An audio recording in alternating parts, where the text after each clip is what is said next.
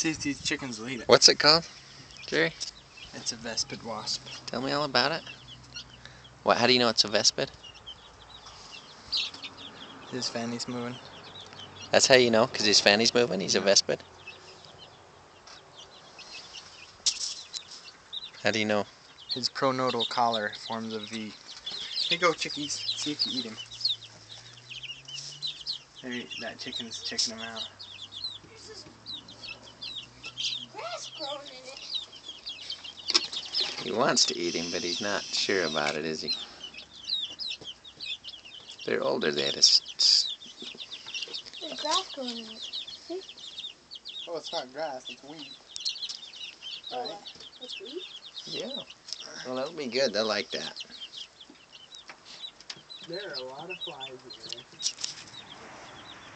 These beautiful flies. Okay.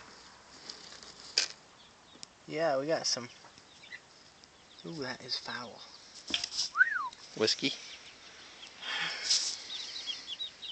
Sake. Easter morning with our chicks.